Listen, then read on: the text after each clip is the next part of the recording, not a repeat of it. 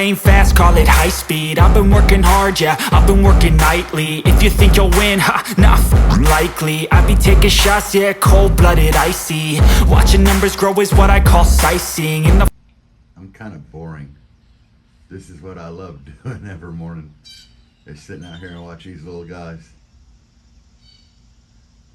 Yeah, I waste a lot of money on that squirrel feeder.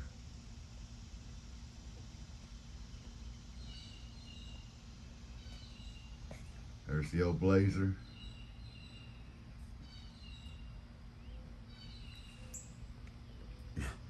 That was here when I moved in, guys. That little, I don't even know what it is. It's an old pump house, but they made some kind of makeshift thing on it. Good place to park my lawnmower. The other Jeep. But these little guys, they empty that squirrel feeder like in a Good morning, everybody. That wood, flexing my wealth. No. I had a lot of questions after yesterday's video. I was going to address them real quick this morning. It's supposed to get hot as hell today. So I ain't even left for work yet. I'm just on my back porch watching the squirrels and chilling. So I figured we'd get started on this. The most common question I've been getting is how much Raptor liner did it take to do the ship box?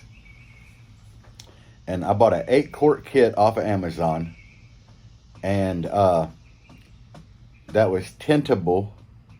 And we had an auto body paint supply shop mix this up. The blue, and that color blue is actually the paint coat off of my Jeep factory. But they mixed us up a quart of that tint. But that was like $100 because the guy that sprayed it, PJ, he went for a higher quality paint. And it's a blue metallic, so it was an expensive color anyway. But yeah, we did 8 tintable quarts with a quart of that paint in it. So you can buy an 8-quart kit off of Amazon, and it'll spray something the size of my Jeep. Now, I had 1 quart of black, so that was the 9th quart, and that was for the bumpers and everything. The spray gun came with the kit, but I did go to the old Harbor Freight and buy like a water moisture trap that went right on it. So there's that. And like I said in yesterday's video, all in all, I had around 500 in it, which is not bad. I had one guy say it looked like crap, but that was on TikTok, and I don't think the guy knows what SPL is. Because on an SPL vehicle, you know, I've weighed the options. A wrap, really, really, really expensive. And unless you have a sponsor that's going to help pay for the wrap with their branding on it, it's going to be really expensive. Paint, really, really expensive. You're talking a couple grand probably to do a decent paint job. And the bad thing about paint is if you drive your vehicle daily, and you got people getting in and out for demos, but the first time you go to Walmart, because I've had a car painted before, and the first time I wound up at Walmart, somebody door dinged it. It seemed like every place I went with a car, somebody would door ding it. So, there again, I think the Raptor liner is going to be supreme in most of the situations. Now, I had a car plastic dipped. And you can do some cool things with plastic dip, like as far as the colors and pearls and color shifting. And it looked really, really dope. Problem I had with the plastic dip, though, was I was at work, and one of my coworkers was out back working on his car, which was parked beside mine, sprayed a little gas on the fender, and it ate right through the plastic dip. So that sucked, because I had to buy like a whole nother gallon, the pearl, and try to match up that fender. It was a nightmare, because that stuff is not very durable at all. So for me, that's why I chose the Raptor liner. And in a higher SPL demo situation, that's why a lot of guys are doing it. I had a guy say I should have done the fender flares in black. They're already black. They already have some texture, so I kind of wanted, something that had the smoothness, because they got light texture, but that kind of smoothness that would roll in with the door handles. And, kind of keep all that looking consistent. Now, somebody did mention that I should have sprayed the door handles and everything. That would have just been too much. Way too much. I mean, before the Jeep had a good 6-inch stripe of the bottom of it that was black, and it's almost looking too teal now but it ain't got the windshield in. I think once they get the windshield in and that trim piece around the windshield that's black, it's gonna look a lot better, or I'm hoping it will. But yeah, I don't think I would have done the door handles black. I'm not digging that. But most of the comments and feedback I've got on it, people really like it, so that kind of makes me happy. I really like the way it turned out. I like the color. It looks a lot better in person, but it's still taking me some getting used to of that, just the texture of it. Because the ship box has always been the ship box. It's always looked kind of rough, but decent, I've always really liked the color of the ship box. And believe it or not, when I got that thing and bought it, it wasn't that color. It had been sitting under trees for years, and man, it was like a greenish color. And after I got it running and everything, the wife sent me pictures of it one day while I was at work, and it was that teal color. I'm like, what the heck? And she's like, yeah, I washed it and scrubbed it, and that's the color. So I was really happy with that, but that's kind of why I went back with the Raptor in that color. So, all right, I've laid down the cost of the project, some of the benefits, how much material it took. My buddy Billy, he had the bottom of his truck done all white, so his truck's like all white now. And it looks really good on his. He did some body work, and we tried talking him into doing the whole thing, and he wouldn't do it. So probably next year, I foresee Billy doing like the whole truck. Or the middle half, because his roof's already done. Because it was a sunroof, a factory sunroof truck, and we welded all that shut. So he already did the roof. Now he's done the bottom part. So that midsection, that's all it's left. But he is going to get some 20 by 12s. He's looking at rims for the truck.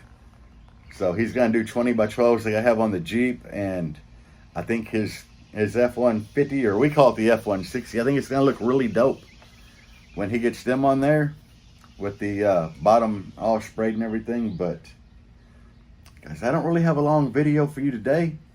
That's the majority of what I have. I had I had questions just about the Raptor liner, the process of it. As I said in yesterday's video, really the only thing that took time was taping everything up.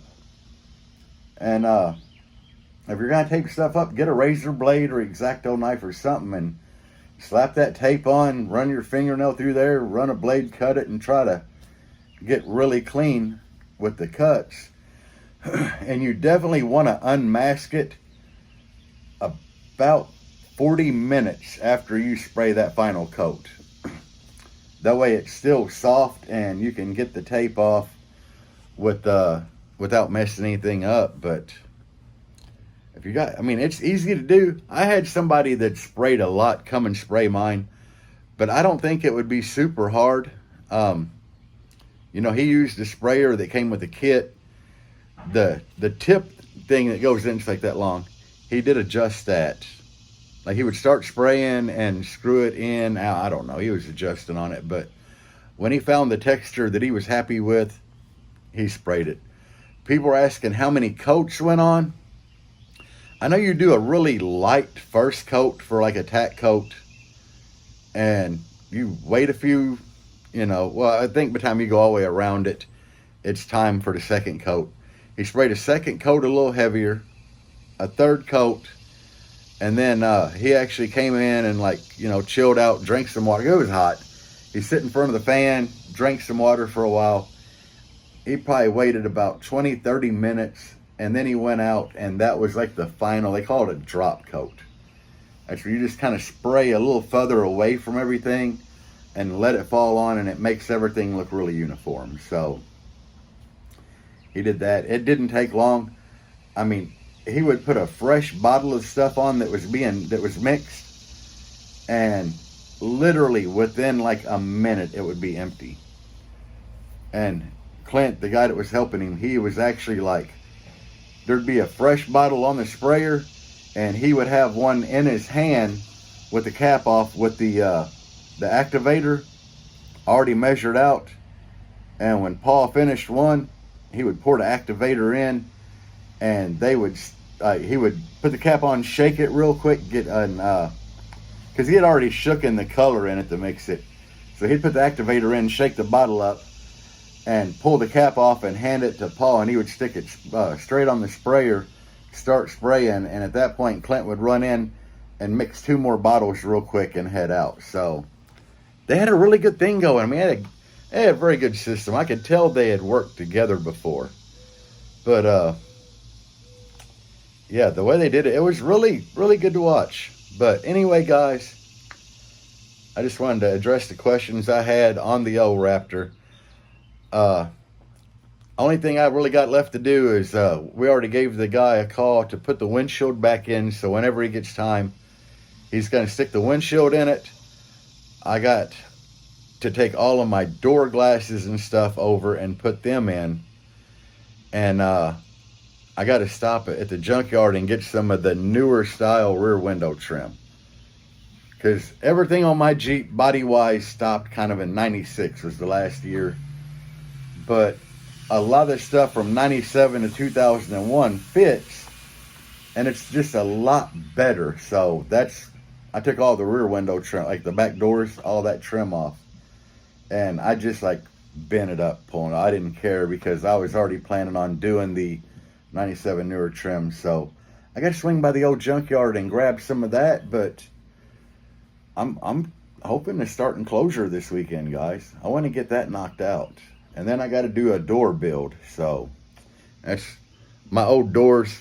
I kept this piece as like the reference because the shape of it fits the door really well.